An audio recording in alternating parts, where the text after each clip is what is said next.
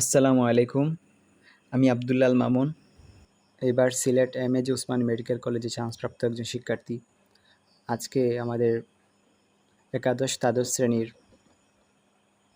চলন অঙ্গচালনা অধ্যায়ের একটি গুরুত্বপূর্ণ টপিক ২০৬টি হাড়ের নাম, যেটা নিয়ে আমাদের বইয়ে একটা ছক আছে।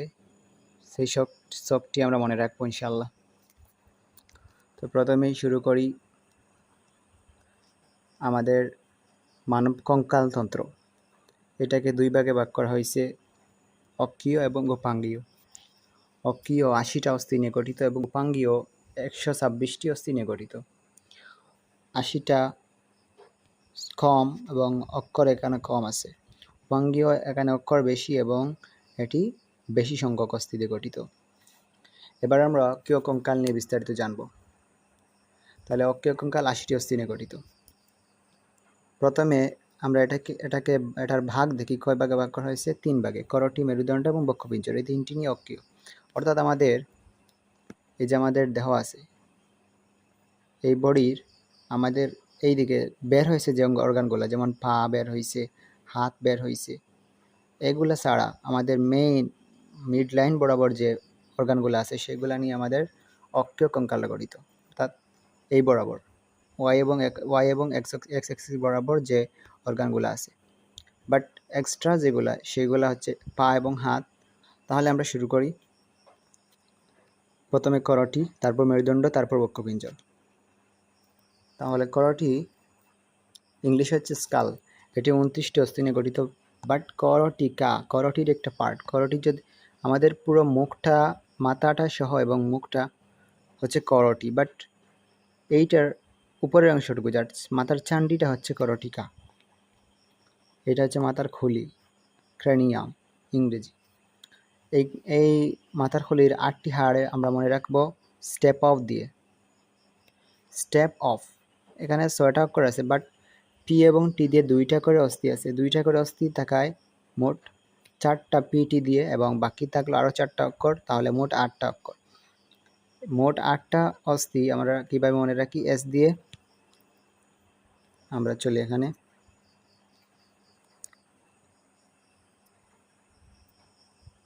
এস দিয়ে স্ফেনয়েড, টি দিয়ে টেম্পোরাল, এটা হচ্ছে 2টি। এরপরে ই দিয়ে এথময়েড, এরপরে পি দিয়ে প্যারাইটাল, তারপর ও দিয়ে অক্সিপিটাল, এফ দিয়ে ফ্রন্টাল। এখানে পি এবং টি হচ্ছে ডাবল, অর্থাৎ প্যারাইটাল এবং টেম্পোরাল এই দুইটা অস্থি 2টা করে আছে। এবার আসি মুখমণ্ডলীয় অস্থি। এইটা আমরা মনে রাখবো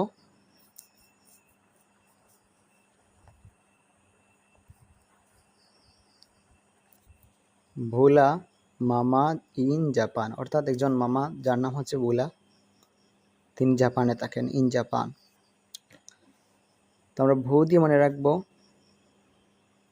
ভোমার, লা দিয়ে মনে রাখবো ল্যাক্রিমাল। মামার প্রথম ম দিয়ে মনে রাখবো ম্যাক্সিলা, পরের ম দিয়ে মনে রাখবো ম্যান্ডিবল। জাপানের বৃহজাতে মনে রাখবো জাইগোমেটিক, পথে মনে রাখবো প্যালেটাইন, নট প্যারাইটাল, এটা হচ্ছে প্যালেটাইন। দন্তীয় নতে মনে রাখবো নেসাল। তারপর ইন করলা দিয়ে মনে রাখবো ইনফেরিয়ার নেসাল কঙ্কা। এবার আরেকটা কথা এখানে মনে রাখতে হবে,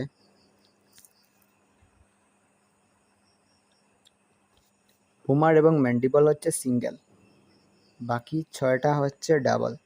তাহলে বাকি 6টা ডাবল হলে 6 দুগুণা 12টি এবং এইগুলা সিঙ্গেল হলে 13, 14, মোট 14টি। এরপর আসি কর্ণাস্থি। কর্ণাস্থি মানে হচ্ছে, কর্ণ মানে হচ্ছে কান। কানের অস্থি হচ্ছে মোট 6টা। দুই পাশে 2 কানে একটি করে ম্যালিয়াস, ইনকাস এবং স্টেপিস। তারপর জিহ্বার গোড়ায় বা পেছনে আছে একটা হাইওয়েড অস্থি। তাহলে 1, 6, 7 আর 14, 21 এবং 8 হচ্ছে 29টি। টোটাল করোটির মধ্যে এবং আমাদের 29টা অস্থি আছে। এবার আসি মেরুদণ্ড। মেরুদণ্ডের ইংলিশ হচ্ছে ভার্টিব্রাল কলাম। এটা হচ্ছে 26টি অস্থি নিয়ে গঠিত। মুখস্থ করা এগুলো ভালো, না পারলে মনে রাখতে পারো শব্দটা। সারতলাসেক, দেখো সার ত লা সেক। সারতে আমরা মনে রাখবো সার্ভাইকাল, থতে থোরাসিক, লাতে লাম্বার, সেতে সেক্রাল, কতে ককপিস। আবার মনে রাখবো আমরা এই কোনটা কতটি করে আছে।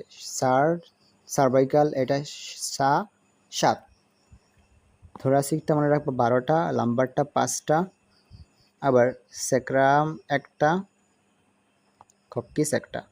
তবে এগুলা শিশুকালে আমাদের 5টা থাকে সেক্রাল, যেগুলো পরবর্তীতে পরিণত হয় আমাদের একটা সেক্রাম গঠন করে। 4টা কক্কিজিয়াল মিলিত হয়ে গঠন করে একটা ককপিস। তাহলে 1, 2, 5, 7 আর 12 হচ্ছে 19 আর 7 হচ্ছে টোটাল 26টি অস্থি নিয়ে মেরুদণ্ড গঠিত। আমরা আসি এখন বক্ষপিঞ্জর, লাস্ট অক্ষীয় কঙ্কালের লাস্ট পার্ট। সেটা হচ্ছে বক্ষপিঞ্জর, মানে হচ্ছে বুকের খাঁচা, যেটা এইটা। এই বুকের খাঁচাটা ইংলিশ হচ্ছে থোরাসিক কেজ, কেজ অর্থ খাঁচা বা পিঞ্জর। এটা 25টা অস্থি নিয়ে গঠিত।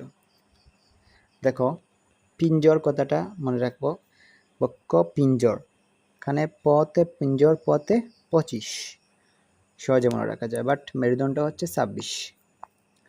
এখানে একটা স্টার্নাম এবং 12 জোড়া বা 24টি পরশুকা বা পাঁজর বা রিপস নিয়ে আমাদের টোটাল 25টা অস্থি। আবার পরশুকার আবার ভাগ আছে, 3 ধরনের পরশুকা হতে পারে: ট্রু বা প্রকৃত, ফলস বা অপকৃত, ফ্লোটিং বা ভাসমান পরশুকা। 1 থেকে 7 জোড়া হচ্ছে প্রকৃত, 8, 9 এবং 10ম জোড়া হচ্ছে অপকৃত। কারণ এগুলা দেখো যদি প্রকৃত হয় তাহলে আমাদের এই রিপসগুলা সরাসরি স্টার্নামের সাথে যুক্ত হবে। বাট যদি অপকৃত হয় তখন আমাদের এই 7 নাম্বারটা যুক্ত, বাট 8 নাম্বার, 9 নাম্বার, 10 নাম্বার 3টে 7-এর সাথে যুক্ত, 8-এর 7-এর সাথে যুক্ত হয় স্টার্নামের সাথে যুক্ত, অর্থাৎ সরাসরি এরা স্টার্নামের সাথে যুক্ত না, বাট যুক্ত হয়। এই জন্য এটা হচ্ছে অপকৃত। বাট ভাসমান মানে এগুলো যুক্তই হবে না কারোর সাথে, এগুলা এইভাবে ফ্লোটিং অবস্থায় থাকবে। তো এগুলা হচ্ছে 11 এবং 12 নম্বর জোড়া, লাস্ট শেষ 2 জোড়া। তাহলে আমরা মনে রাখলাম এখানে টোটাল হচ্ছে স্টার্নাম একটা, বাকি আরও 20টা, টোটাল হচ্ছে 25টা।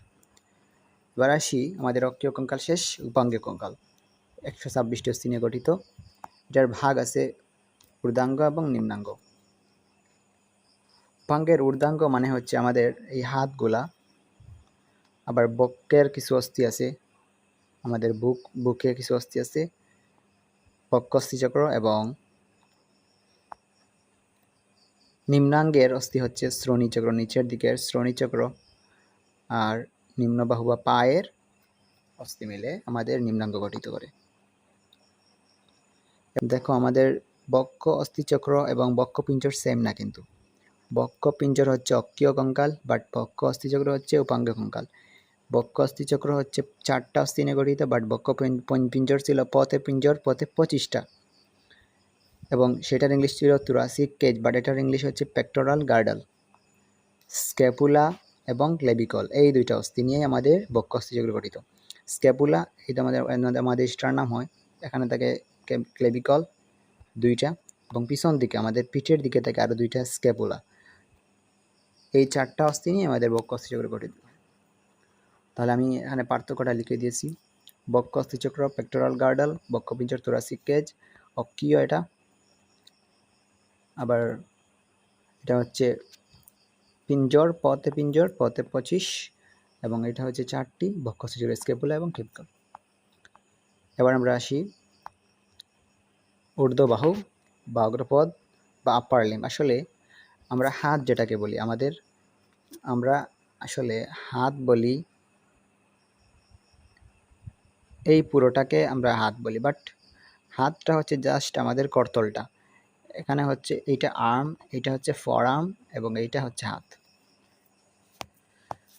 এর দুই আর্মে একটা করে হিউমেরাস থাকে, প্রতি বাহুতে একটি করে হিউমেরাস থাকে, তাহলে দুইটা।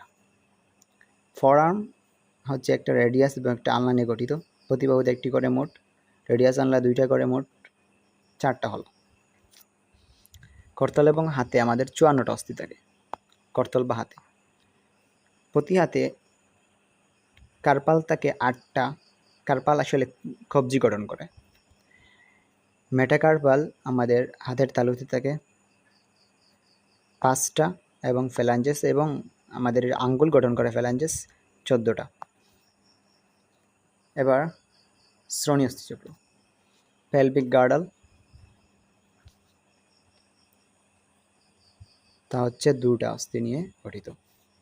প্রতি পাশে ইলিয়াম, ইস্টিয়াম, পিউবিস মিলিত একটি করে, উভয় পাশে 2টি হিপ বোন বা ইনোমিনেট গঠন করে, অর্থাৎ একটা ইলিয়াম, ইস্টিয়াম আর একটা হচ্ছে পিউবিস মিলিত হয় একটা অস্থি গঠন করবে, যেটা হচ্ছে হিপ বোন, এবং এটাকে ইনোমিনেট বলা হয়। তাহলে দুই পাশে আমাদের এই যদি শ্রোণীচক্র হয়, এই পাশে একটা, এই পাশে একটা, টোটাল 2টা হিপ বোন গঠন করে। তো এবার আসি আমাদের উপাঙ্গে কঙ্কালের নিম্নাঙ্গের সর্বশেষ পার্ট, নিম্নবাহু বা পশ্চাৎপদ পা বা লোয়ার লিম্ব, যেটাও আমাদের আপার লিম্বের মতো 7টি অস্থি নিয়ে গঠিত। আমাদের বাহুতে ছিল একটা হিউমেরাস, এখানে উরুতে এসে এটা ফিমার। আমাদের ফরআর্ম ছিল রেডিয়াস এবং আনলা, এখানে লোয়ার লেগে এসে টিবিয়া ফেবুলা, বাট আরেকটা বিশেষ প্যাটেলা অস্থি পেয়ে গেলাম, মোট 2টা 2 পায়ে। তাহলে আমরা যদি এখানে হাত বা করতলে আমরা মনে আছে যে আমাদের 54টা অস্থি ছিল, বাট এখানে যে প্যাটেলায় 2টা চলে গেছে এক্সট্রা, সেজন্য এখানে পদ বা পাচরণে ফুটে আমাদের 54 না হয় 52 হয়েছে, এই এক্সট্রা 2টা প্যাটেলায় রয়ে গেছে। সুতরাং আমরা এটা প্যাটেলা আসলে আমাদের এই যে আমাদের হাঁটুতে থাকে প্যাটেলা। তারপর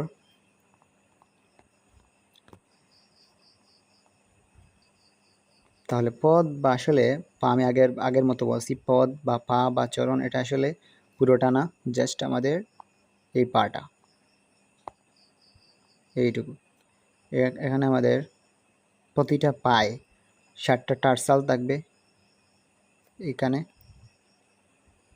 আবার মেটাটার্সাল থাকবে এখানে, আর পায়ের আঙ্গুলগুলায় থাকবে ফ্যালাঞ্জেস। টোটাল আগের মতো মেটাটার্সাল মেটাকার্পালের মতোই 5টি থাকবে, ফ্যালাঞ্জেস 14টির মতো 14টি এখানেও আছে, বাট টার্সালটা কার্পালের মতো 8টা না 7টা করে আছে, কারণ একটা প্যাটেলা উপরে আছে। এবার আমরা একটা প্রশ্নের উত্তর দিই, কোনটা টার্সাল অস্থি, এটা তো আমরা পড়ি নাই, কীভাবে আনসার করব। অর্থাৎ আমাদের আরেকটা গুরুত্বপূর্ণ টপিক হচ্ছে বোনসের মধ্যে আমরা অনেকেই পড়ি না, আমরা অনেকেই স্কিপ করে ফেলি, এটা আসলে পরীক্ষায় চলে আসে অনেক সময়, এটা কোনো একটা পরীক্ষার প্রশ্ন আমি ভুলে গেছি লিখতে। টার্সাল অস্থি বা টার্সাস এবং কার্পাল অস্থি 8টা, টার্সাল অস্থি 7টা, এগুলো মনে রাখবো কীভাবে। আসলে টার্সাল অস্থি 7টা না, বরং 14টা, কারণ একটা পায়ের এখানে হিসাব দেওয়া আছে। আবার কার্পালটা হচ্ছে 16টা, একটা হাতের দেওয়া আছে। তো আমরা প্রথমে মনে রাখি টার্সালটা, এগুলো মুখস্থ করা ভালো, বাট কারো যদি মনে না থাকে, যদি একান্তই কারো যদি ছন্দ বেশি ভালো লাগে, তখন সেটা পারা যায়। তো ছন্দটা হচ্ছে, আমরা দেখতে পাচ্ছি কালকের টাইলসে কিউবিক নেবির 3টি কণা ছিল। কালকের দিয়ে ক্যালকেনিয়াস, টাইলস দিয়ে টেলাস, কিউবিক দিয়ে কিউবয়েড, নেবি দিয়ে নেবিকুলার, 3টি কণা দিয়ে 3টি কুনিফর্ম, 1টা 2টা 3টা 4টা, আর 3টা হচ্ছে 7টা। এগুলো 3 সারিতে সজ্জিত থাকে, পায়ের টার্সাসে এখানে 3 সারিতে এগুলা সজ্জিত থাকবে। এবার কার্পাল অস্থি হাতের, সাফু লাল টাই পরে ট্যাপ ট্যাপ করে হাঁটে। সাফু দিয়ে মনে রাখবো স্প্যানেট, যেটাকে আবার নেভিকুলার বলা হয়, পায়েও আছে কিন্তু নেভিকুলার। লাল লুনেট, টাই দিয়ে ট্রাইকুয়েট্রাল, পরে দিয়ে পিসি ফর্ম, ট্যাপ দিয়ে দুইটা ট্যাপ আছে, প্রথম ট্যাপ দিয়ে ট্রেপেজিয়াম, পরে ট্যাপ দিয়ে ট্রেপেজয়েড, করে দিয়ে ক্যাপিটেট, হাটে দিয়ে হ্যামেট। এটা দিয়ে আরেকটা আমরা এই ছন্দ আরেকটা সুবিধা হচ্ছে আমরা কোনটা গোড়ার দিকে থাকবে এবং কোনটা প্রান্তের দিকে থাকে সেটা মনে রাখতে পারবো। প্রথম চারটা হচ্ছে গোড়ার দিকে, পরের চারটা হচ্ছে প্রান্তের দিকে। এবার আমরা উত্তর করি। তাহলে কোনটা টার্সাল অস্থি কি ছিল? কালকের টাইলসে কিউবিক নিবিড় 3টা কণা ছিল। কালকের টাইলসে টেলাস। আশা করি আমরা এবার আসল আমাদের এই শখটা হয়ে গেছে ইনশাল্লাহ। আমরা এবার আশা করি সবগুলাই পারবো এখান থেকে। আসলে এই শখটি আমাদের প্রতিটা পরীক্ষা, মেডিকেল বা ভার্সিটি বা কোনো অ্যাডমিশন, যে কোনো পরীক্ষা বা আমাদের এইচএসসি পরীক্ষা, এখান থেকে প্রশ্ন আসবেই। কোনটা প্যারাইটাল, কোনটা করটিকার অস্থি, কোনটা কর্ণাস্থি, নিচের কোনটি বক্ষপিঞ্জরের অস্থি, এরকম প্রশ্ন আসেই। আবার কোনটা সিঙ্গেল অস্থি, কোনটা জোড়া অস্থি, পরীক্ষায় আসবে এখান থেকে। আরেকটা কথা, আমরা এখানে কিছু জিনিস দেখতে পাচ্ছি। এই দেখুন, সার্ভাইকালের আরেক নাম হচ্ছে গ্রীবা। আমরা আসলে গ্রীবা বা ঘাড় বলি যেটাকে। থোরাসিক মানে হচ্ছে বক্ষদেশীয়, বুকের পাশ। লাম্বার মানে হচ্ছে কটিদেশীয়। এই কয়েকটা কথা আমরা মনে রাখতে পারি, আর কিছু নেই। সবাই আমার জন্য দোয়া করবেন, সবার জন্য দোয়া করি। আসসালামু আলাইকুম।